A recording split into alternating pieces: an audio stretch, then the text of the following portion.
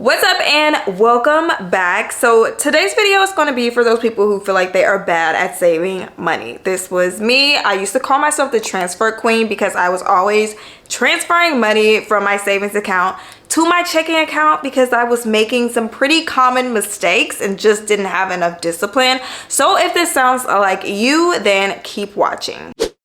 Number one, and the most important thing, is to start slow. For some reason, we tend to think that saving money is saving a bunch of money really fast. And when I say for some reason, I think I pretty much have a good idea as to why we do this. And I think that it's because we feel like we are behind. Feeling behind is something that creeps up into every area of our personal finance journey, and it can really take you under if you do not get a hold of it. The internet is an amazing place, but if you are seeing people with thousands of dollars in their account, they're really winning, and you just have the $5 that was required to open that savings account, it can cause you to feel like, okay, I should be at this place by now. Where I am right now, I am falling behind, so I've got to go really fast and I've got to save a lot of money.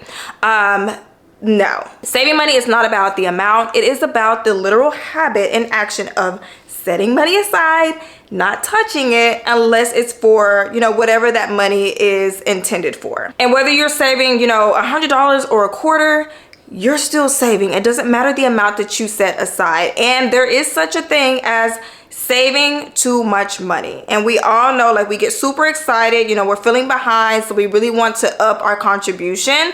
And if you save too much, you're going to have to transfer it out, because then you're going to find yourself needing that money back. And what that in turn does is make you feel disappointed, and it's going to motivate you to quit because you're assuming that you just can't save. So I always recommend starting slow and steady. Pick a saving frequency that you can commit to, whether that is once per month, every paycheck, every week, bi-weekly, whatever it is. Make sure that it works for you and your financial situation. And anything that you're doing financially, girl, you or man, you have got to accept who you are, learn who you are, because if you just try to take someone else's strategies that you're seeing online and apply them to your life, it may not work. And it's probably not going to work. Why? Because you have different factors that go into what you're doing. So once you establish your saving frequency, I recommend always sticking with that saving frequency. And if it's something that you're not really comfortable with, maybe you have to start with bi-monthly and you really want it to be per paycheck.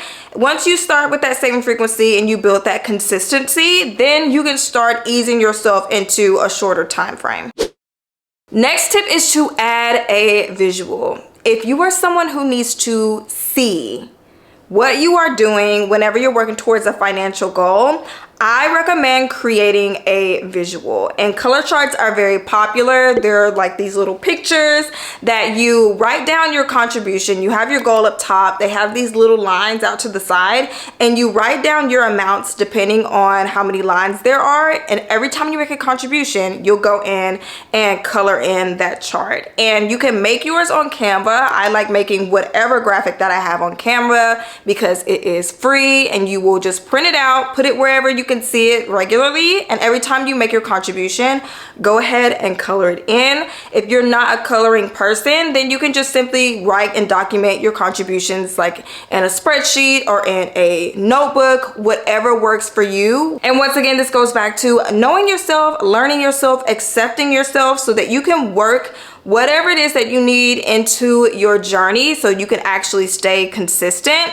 Because I know that it's easy whenever you're making your contributions and you're not keeping up with them, it's just kind of happening on the back end. It is very easy to dismiss everything that you are doing, and it's very easy to feel like you're not really doing much or you're not doing enough. But when you actually have a way to document these things and you can physically put your eyes on what you're doing, it's going to encourage you to keep going because you're seeing your progress add up. Next tip is for those who frequently make transfers out of their savings accounts, and it's not because they save too much so they're short on a bill.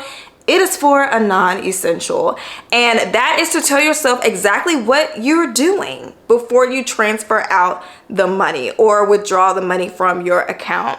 And I remember seeing someone had a post where they basically said stop transferring money out of your savings account for crab legs, and the comments were funny. Now I will say that the comments were really funny, but the comments were also very alarming because there were a lot of people who were basically saying that they did this. And I'm one of them. I'm a former, transfer queen. Even though it wasn't for crab legs, it was just for stuff that I did not need. But I was still in that same boat.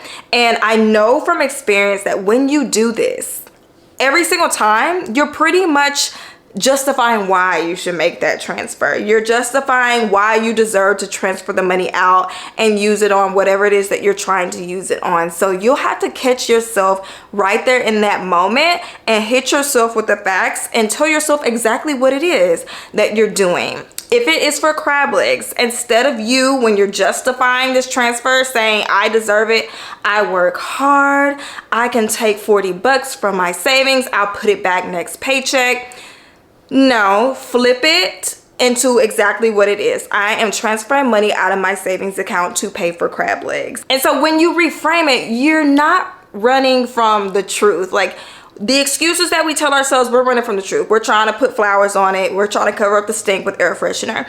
But when you tell yourself exactly what it is that you're doing, you can't run from it. And it's going to help you put space between the thought and the action. Like when we're impulsive and we are trying to convince ourselves to do something that's really not in our best interest, there is no space between the thought and the action, because with our impulses, we don't leave enough space for, common sense and logic to make its way and help us make the decision. And so when you reframe it and you're telling yourself what you're doing, it kind of internally helps you realize, when the emotions, kind of fade out, this is what I'm doing and this is what I'm going to cause. And hopefully you'll be able to, instead of convincing yourself take the money out, help to convince yourself to keep the money in the account. Next tip is to set up your account at a different bank with no ATM card. And this was something that really helped me, because every time I had a savings account, and I kid you not, every time I had a savings account at the same bank or financial institution I had my checking accounts, it got closed out. I eventually had to close it out because it would zero out, and I would leave it at zero for so long they would just close it out, or I would just close it out myself because it wasn't being used. And that's because I had access to transfer that money to my checking account and it'd be instant. But now that I have my account, my savings account with Ally, and it's not connected to my other accounts, it takes a couple of days for that transfer to come through. So it's less of an incentive for me to make a transfer out of it. And I never have a card attached to my savings account because that's just easier access to the funds. What you want to do is make it hard for you to access your money. So when you completely separate your savings account from everything else, it's on like its own little island. And if there's no way for you to access the money through an ATM, or you can't access the money in another account, instantaneously, it's going to allow time for those impulses to subside and for you to make a logical decision. Next tip is to calculate an amount to save consistently and go into maintenance mode. First and foremost, if you do not have a target amount in which you want to save, I recommend starting there first, because if you're just saving with no specific amount in mind, it's going to feel like you're not saving enough, or like you're just saving to go nowhere fast, because enough is not being defined. Like there's no way to measure your success. And when you are trying to set up an end goal amount, make sure that it is realistic. If you've never really saved before and you set a goal of 10,000, that's great, that's ambitious, but it's probably going to backfire because you're just now getting into the habit of saving, and that's that's a lot of money. And I'm not saying completely scrap the goal, but maybe just break it up into chunks. So like, let's say $1,000 every single time. So right now, our main little mini goal is to save $1,000. And that way, as you are saving, it feels like you're getting closer and closer to an end. It doesn't feel like you're just saving into, you know, whatever, in oblivion. And when we have this amount, then we can calculate how much we need to save based on our saving frequency. Obviously, you're going to need to have an end date. So when do you need this target amount hit by? And then you will use your end date, your saving frequency, and how much you need to save to calculate how much your contribution should be each time. And if you had to start lower than what you really wanted to, because in our hearts, you know, I know that we would love to save $1,000 a month, but if you can only save $50 a month right now, who's to say you can't save $100 or $200 in the months going forward? Just right now, you're doing what's realistic for you. You're working that savings muscle, getting it stronger.